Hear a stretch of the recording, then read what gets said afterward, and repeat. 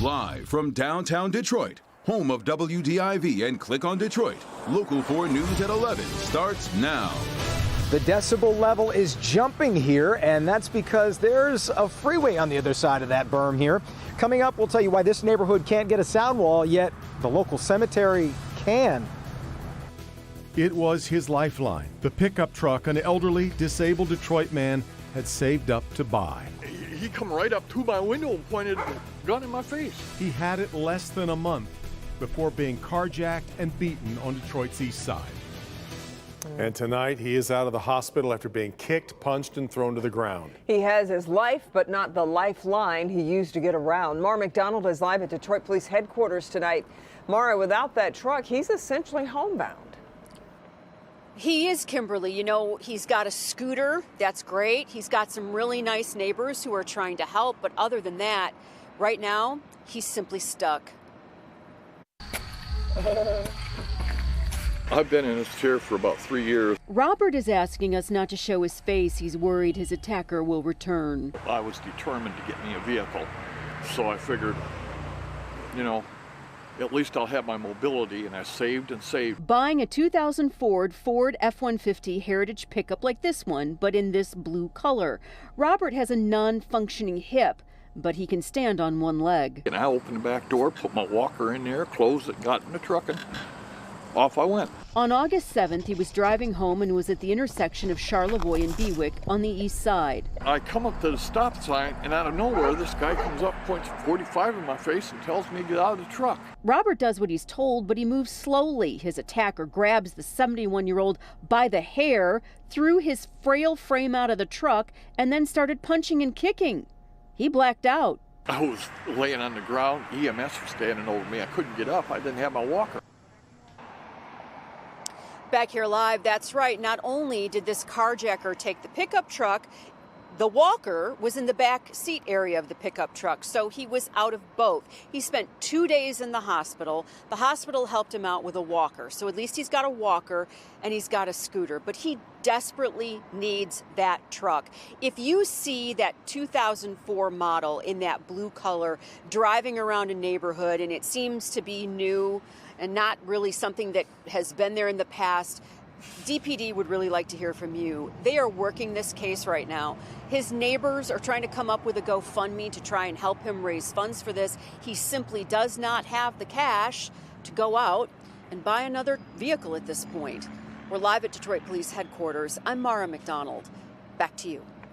Okay, Mara. Michigan State University reversing course today and announcing all undergraduate classes will start online when the fall semester begins on September 2nd. Yeah, the decision to go online comes as students were scheduled to move into campus housing next week. It also comes as Notre Dame announced it's going online only the next 2 weeks after an outbreak of cases on campus there. Today, the state reported 477 new cases of COVID-19, along with 15 additional deaths. We spoke with Governor Whitmer today about whether gyms could get the green light to reopen anytime soon. You know, I'd love to get people back in gyms. I know that a lot of gyms have moved their training outside, and that's a workaround that they have now. But certainly in Michigan, we know this weather, this beautiful weather that we have today won't last year round. And so I would like to get some people back in gyms. We're just trying to make sure that we've got the protocols to keep people safe. Governor's next coronavirus briefing is going to be tomorrow, 2 p.m., and you can watch it live here on Local 4, and we'll stream it on clickondetroit.com. Some homeowners in Troy have a noise problem. No, there isn't a garage band down the street, nor has a fraternity moved in. It's because I-75 runs behind the subdivision. Neighbors have been fighting for a sound wall for 4 years. So far, no luck. And now they've watched other areas get walls. Jason Colthorpe live in Troy tonight with more on just how loud it gets there. Jason? So loud, Devin. Well, you're going to be the judge for yourself here in a minute. And I want to point out we have not boosted the audio levels for this story. But basically, these homeowners are upset because they feel they deserve a sound wall as much as anyone else up and down I-75 here. And what really set them off recently is a sound wall like this has gone up in several places, including right along Whitechapel Cemetery. Any chance of a peaceful evening in Troy's Beach Forest subdivision is often drowned out by the traffic on I-75. The natural sound barrier, including several trees, was removed as part of construction 4 years ago and has since been replaced. They cut down huge trees that had been here before we were born. They put up babies. By the time these babies are natural noise barriers, we'll all be dead. For several blocks south of here, they're getting the noise, and they complain they can't even open their windows. Verba Edwards has been lobbying MDOT for the past 4 years for a sound wall, but so far has been told the neighborhood doesn't meet all the requirements. Recently, seeing where the sound wall has been going up has become a point of frustration. There's a wall now around Whitechapel Cemetery. And I said, we're alive paying taxes. They're resting peacefully. Don't have an issue with noise levels, so I see a lot of inconsistency. My reaction was, well, it's loud enough to wake the dead, so they must be building a wall for the cemetery. MDOT flatly states the sound wall is not for the dearly departed, but rather the adjacent apartment complex. Still, homeowners fear not at least getting the decibel level they once had could lower the volume on their property values. We'll probably lose property value. Even people seeing this on TV are going to say, hey, I don't want to live on Belmont Court. So I just think it's going to hurt us financially. The bottom line here is those homeowners just want MDOT to reevaluate this and possibly incorporate more homes into the study, which would get the cost-benefit analysis in line to meet that requirement. But in talking to MDOT tonight about this, it stressed to me that it's done an extensive study with this neighborhood, and I certainly get the feeling that things aren't about to change. Back to you. Well, how high a decibel level are we talking? The threshold, Devin, is 65 decibels, and the neighborhood meets that easily. It averages about 67, so that requirement is fulfilled. As a reporter, you know, you talk to people and you take some things with a grain of salt, and many times I heard people say, we can be in our front yards and not hear each other talking, and you think, But after we were done with our interviews, I was talking to a neighbor on the street there, and I really had to strain to hear him, and we were only about 5-6 feet away from each other. So it's loud. They definitely have a problem. You kind of understand their frustration. All right, Jason. The man at the center of one of Metro Detroit's most notorious murder cases has died just years into his life sentence. Bob Bashara died yesterday at the Woodland Center Correctional Facility in Whitmore Lake. You might remember back in 2012, his wife Jane was found dead in her SUV in an alley in Detroit. She was a well-known member of the Grosse Pointe Park community. Bashara was accused of hiring a handyman to kill her. He was later convicted of first-degree murder. Meanwhile, Jane's sister Julie is speaking out about Bashara's death in a statement which reads, quote, I am disappointed he only spent 8 years in prison. That is just not long enough for all he ruined. Bob Bashara was 62. Joe Biden is officially the Democratic nominee for president after an all-remote roll call that went coast to coast at the Democratic National Convention this evening. It was also a night in which prominent Republicans, again as we saw last night, tonight it was Cindy McCain and Colin Powell going against their party and endorsing the Democrat. Alice Barr has the latest.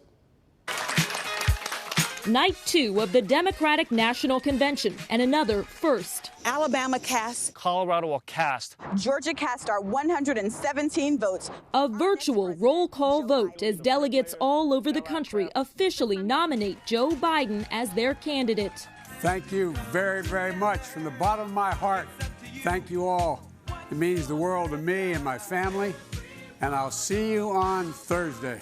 Biden's family taking the stage to celebrate a milestone in a lifetime of public service.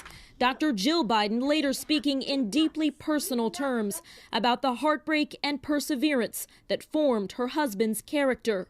Tonight's program drawing together generations of Democrats with speeches from former Presidents Jimmy Carter and Bill Clinton.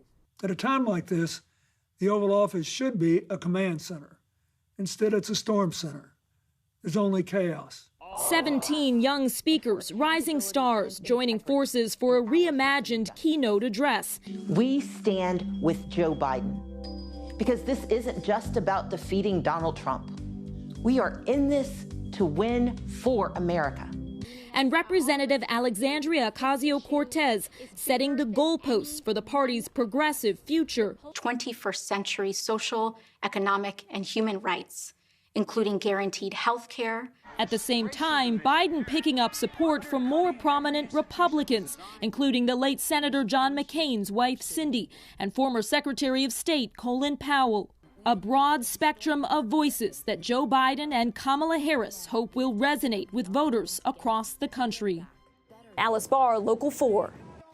Now join us back here tomorrow for the third night of the convention here on Local 4. We'll also have that on clickondetroit.com. Tomorrow's speakers include former President Barack Obama and Senator Kamala Harris. Coverage begins again at 10 p.m. The Postmaster General says he will be suspending any policy or operational changes until after the November election. Even after the statement was issued, local lawmakers aren't buying it. They can tweet away, they can make all kinds of statements and say the things that they want to say, but until it matches the actual implementation on the ground, that they're not going to do that. Words are great. I'm looking for action, and we'll continue to hold their feet to the fire to ensure the action is following the words, and also that the changes that have already been made are rectified. Today, Michigan Attorney General Dana Nessel also announced Michigan would be joining several other states in a lawsuit against the federal government over recent changes to the Postal Service. Still ahead, a teenager contracts coronavirus twice. It's a parent's worst nightmare, like just watching their child suffer through that and not being able to really do anything. Now his mother speaking out about his fight and why at first she thought it was just allergies. Let's check in with Ben. Devin, we're finishing up a very pleasant afternoon, and if you thought today was rare, you're right. We'll look back at how cool this was this summer coming up. All right, Ben, but first, a massive drug bust at the border. How Border Patrol officers uncovered more than 1,000 pounds of marijuana.